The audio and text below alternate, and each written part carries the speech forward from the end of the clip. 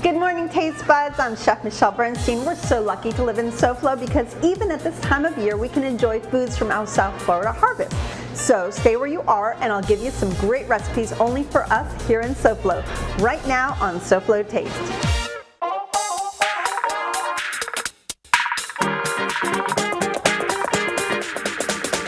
How fun is that?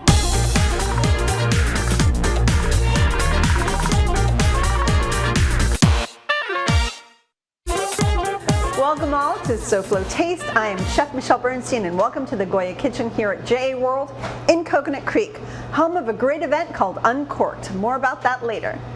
You've heard me say it before, but we are so lucky to live in SoFlo, and this time it's because of our year-round fruit and vegetable harvest.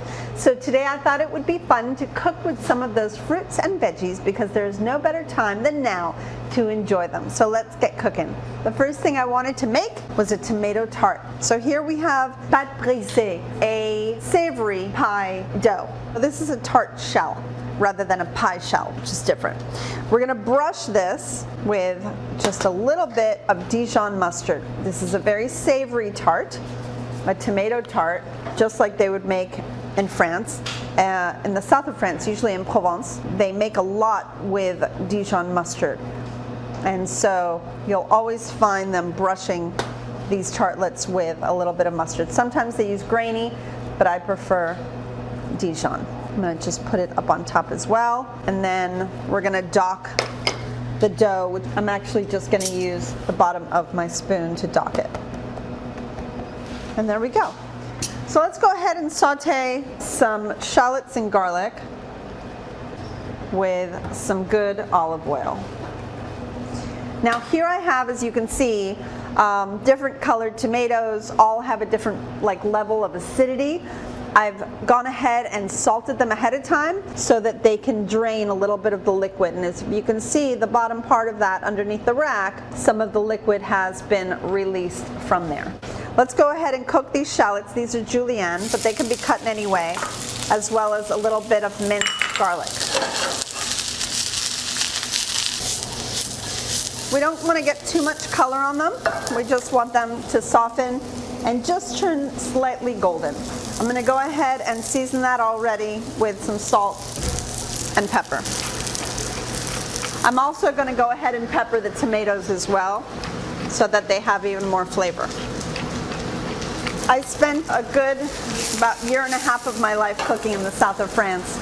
I stayed in a place called Aix-en-Provence, and that was my base camp. And then I kind of just went everywhere I could, learning the flavors and the techniques of the food in the south. It's one of my favorites. It's very clean food, very delicious.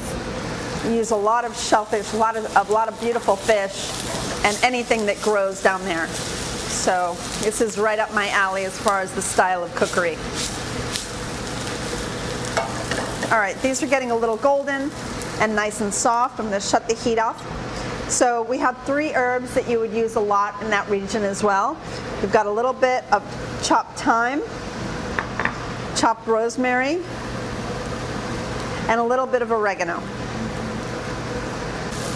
So we're going to go ahead and spread the shallot and garlic on the bottom of this shell, and this will act as our base for our tomatoes. We already know it's going to taste good just because of a great beginning. Moving on, let's go ahead and bring these tomatoes just a little bit closer to our shell. I also have 2 kinds of cheese, one being Parmesan, the other being Gruyere. The Parmesan I'm going to start with. I'll put that a little bit on the bottom as well. And let's go ahead and start layering. I would love to just do a fun layer of different colors of tomatoes, just to make it look even more interesting. So pretty. We really have beautiful tomatoes, and this is the season for them. We're lucky to have our bounty here during this time of year. So let's layer up. I really wanted to use as much tomato that could fit in here as possible. So that looks pretty good to me. See that?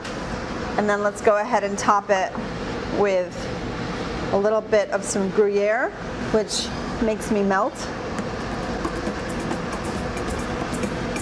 And then finally, just a hint of extra virgin olive oil, which they use so much of in the south of France. All right, we're gonna pop that in the oven. Come right back. We have so many more tomatoes and of course strawberries coming up. You won't want to miss it. There's still more from the Goya Kitchen at JA World and Michelle.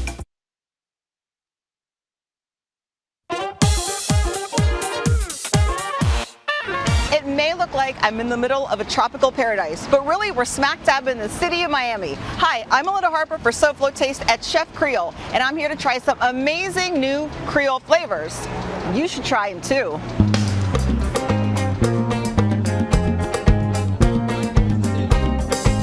Well, hello, Chef. Bonsoir. Bonsoir. Comment ça va? Bien bien. Très. Oh, I love that. Oh, your French is improving. Very, very Thank good. you so much. What are you making for us today? Look at all these great ingredients. Look here, look here, look here. We're making some Creole melody, which is jambalaya. Jambalaya. Now, I thought that was more of a Cajun dish. You know something? People got a misconception. Jambalaya is a Creole dish from the Creole people that came from Haiti under the French in Louisiana.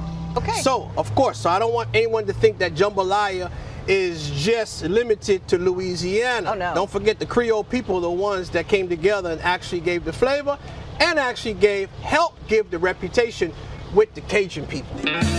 Watching Chef Creole cook is like watching an artist create a masterpiece. Once it's all finished, the jambalaya looks and smells amazing, and people love it.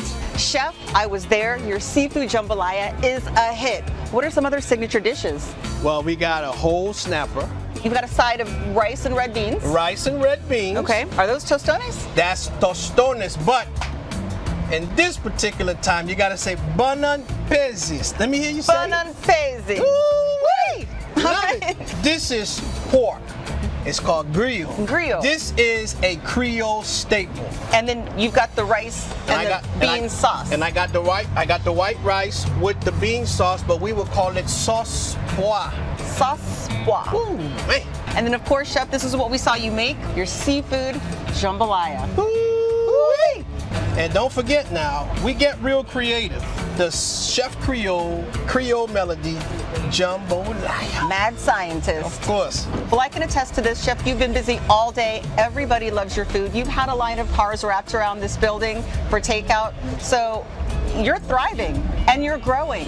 Well, you know, we don't want to just keep the success all to ourselves. Absolutely. So this is the opportunity right now where we want to give the opportunity to the people out there to have their own franchise. We've been doing this for the past 29 years. Impressive. And we felt it was time. We've got the system. We've got the residual effect of the recipe tasting the same all of the time. And now it's time for everyone out there to have the opportunity to have a Chef Creole franchise. Absolutely. And you know what? They can find out more about that on your website. ChefCreole.com is going to come to the website and all the information is there. We have several locations in order to back up, give the credibility that Creole style is in the house. And remember, it tastes so good and it's Creole Style.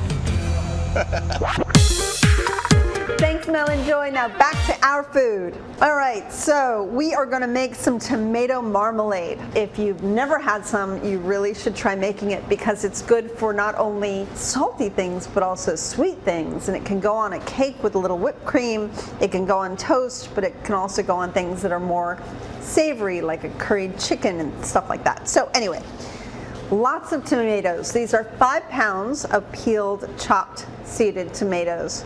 And they're going to go into a large pot, along with 2 Florida oranges sliced really nice and thin, lots of sugar, and a pinch of salt. We're going to cook that, and that will take a couple of hours to be absolutely stunning, but man, it is worth it. All right. So let's jump back into a strawberry recipe now, and I wanted to show you one of my favorite salads. So first of all, the salad really needed something like salty and crunchy, so we are going for some bacon. And this bacon comes from Delaware Chicken Farm and Seafood Market, and it is gorgeous. Look at this bacon. I mean, it's really stunning. And my friends at Delaware Chicken Farm want me to tell you that they are ready for the NFL playoffs watching party. So they've got smoked fish dip, stone crab platters, Florida shrimp platters, chicken wing platters, and so much more. They are at 4191 North Strait Road 7 in Hollywood. Go to DelawareChicken.com or call them at 954-983-6831. Tell them Chef Michelle sent you and tell them I love them and they are the best. All right, we're gonna make this delicious bacon even better. So what we're gonna do is we are gonna just brush it with a little bit of soy sauce. So brush each piece of bacon with some soy. Not that it needs any more sodium, but this helps kind of stick the whole thing together. All right, then we're gonna sprinkle a little bit of brown sugar right over the top. Go light. You're going to want to go heavier, but don't go too heavy because then this whole thing is just going to be one sticky mess. And then you can add as little or as much cayenne pepper as you want to. Let's go in the oven and get that nice and crispy. I'll go in here with the tart. Tart is looking rather luscious, by the way. All right, let me show you how the bacon turned out. It's right up here, and it's crispy and delicious. I'm just gonna take a little scissor and cut that into pieces for the salad. But wait till y'all taste this bacon. Oh, it's so good. So I did something kind of fun. I've actually infused strawberries into the balsamic. So this is a pot of balsamic vinegar, a little bit of thyme sprigs, and fresh strawberries kind of chopped up. And then you'll just want to strain that. And you can keep this strawberry vinegar in your fridge probably forever. And it smells like strawberries, but it tastes like balsamic, and it's really just delicious. So let's make the vinaigrette first, which I have so much flavor in this vinegar. I don't really need to do anything other than, oh, it turned a little bit red too. I'm just gonna do a little bit of the vinegar, a little bit of salt, some olive oil. I like to go 2-to-1 or 3-to-1 depending on the sweetness. Ooh, I did add a little maple to that vinegar, so it does have just a little touch of sweetness in it. So you could probably go 2-to-1 oil to vinegar if you wanted to. And that's our vinaigrette. Then for the salad part of this, I've got some beautiful watercress. I love tarragon and watercress. It's one of the first salads I ever created when I had the restaurant Mishi's. So I'm gonna go ahead and add a nice amount of tarragon into that. I've got some white onion here. I'm just gonna thinly shave it into our salad, into thin little strips, like so. Of course, our strawberries. And then we're gonna finish it with a little bit of goat's cheese. So, for the salad, I'm just gonna add some of this vinaigrette, a little pinch of kosher salt, some black pepper. Let's go ahead and serve you all a plate of this beautiful salad. So I know that a lot of you have seen the raspberry vinaigrette, but I bet you'll surprise your guests and your family with a strawberry vinaigrette, which I like even more. I think raspberries are a little strong for salads, so I love this. Let's take a little bit of this goat cheese and crumble it over the top. And then finally take some of that delicious spicy bacon that we made and stick it all around this beautiful, wow, this is a gorgeous salad. This could almost just make a meal, and why not?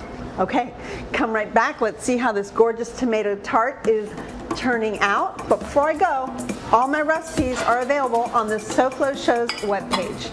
Just scan this quick response code. It'll take you directly to the new SoFlo Shows page. You'll also see the QRC on our ingredient list throughout the show. come right back because we have so much more.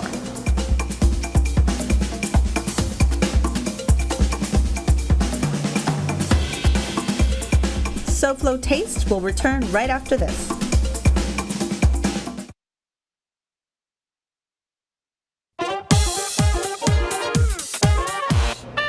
Welcome back to SoFlo Taste. There's a special event coming up in 2 weeks here at JA World on Saturday, January 29th. It's JA World's Uncorked, a fabulous Epicurean experience hosted by the JA Circle of Wise Women. Some of South Florida's finest restaurants will be highlighting their culinary creations paired with a vast selection of wines, spirits, and special cocktails. You'll stroll through JA World's 60,000 square foot facility sampling foods from over 35 restaurants and beverage partners. And of course, there will be live music, raffles, a silent auction, and more. So again, that JA World's Uncorked, Saturday, January 29th from 6:30 to 10:30 here in Coconut Creek. For tickets and information, visit jasouthflorida.org/JA World Uncorked. It's a great event benefiting a great place. Now back to the SoFlo harvest.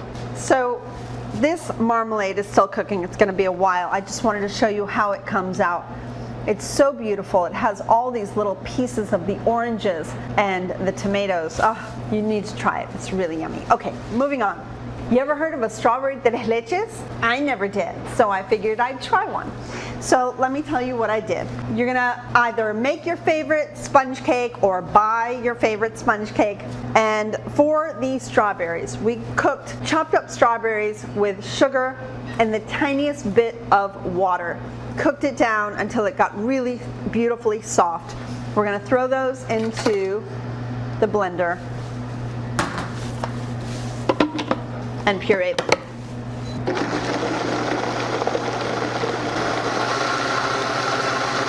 Okay, once they're pureed, we're gonna go ahead and add evaporated milk, a little bit of regular milk, and a little bit of condensed milk. But not all of it, because we don't want it to be too crazy sweet. Let's barely mix that together, because we don't want to whip the condensed milk too much. Just until it just comes together. Shut it off. Stir in a little bit of heavy cream. And there is your tres leches. Actually, it's cuatro leches now that I think about it. 4 milk, strawberry soaking liquid. So I poured this over the cake. I let it sit overnight to really gather all that beautiful strawberry flavor, but more than importantly, to soak the cake. Because when you're eating tres leches, if it's not properly soaked, it's not good. So we made some simple whipped cream with about half the amount of sugar of your normal whipped cream, and I say normal, it's what you normally taste. And mainly because tres leches is really sweet, and it traditionally gets either meringue or sweet whipped cream. And I never understand why people put that much sugar into their whipped cream over something already so sweet. So we're just gonna top it with the whip. Ooh, while I do this, y'all should take a look at my gorgeous tomato tart. I just think it came out beautifully. I'm so happy. It was so simple and so delicious. You really want to salt those tomatoes though. It makes quite a difference when you do, because it'll be a lot less juicy. And that's really important when you're making a tartlet. All right, now I'm just gonna top my whipped cream with some strawberries that we already sliced up. These are local strawberries, of course. So I'm just gonna start throwing these strawberries kind of all over the place. You guys can come back and let's see how this gorgeous tres leches comes out. I'm sure we have a lot more to talk about, so hurry up.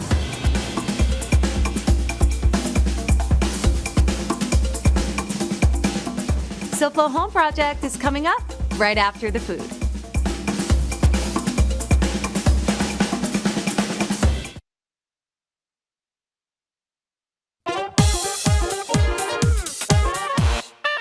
Welcome back to SoFlo Taste and our Harvest show. Let's go ahead and cut into this strawberry tres leches. It's gonna be a little messy, I'm just telling you now, which is my favorite part of it, is that it's messy. So let's see what we've got.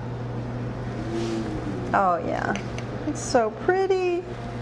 Oh, so happy. And then it actually has a little bit of still some of its cream on the bottom.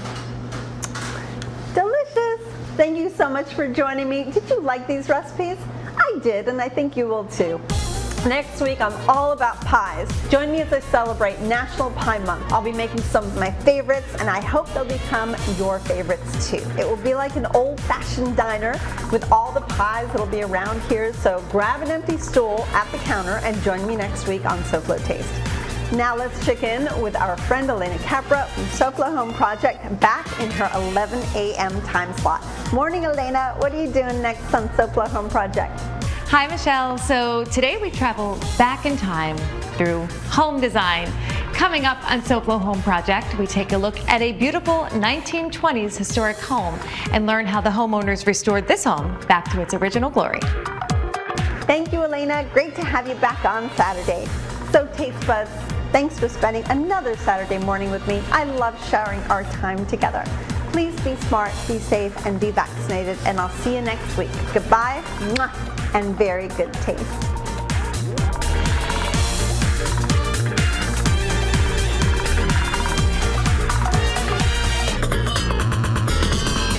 You pick 'em.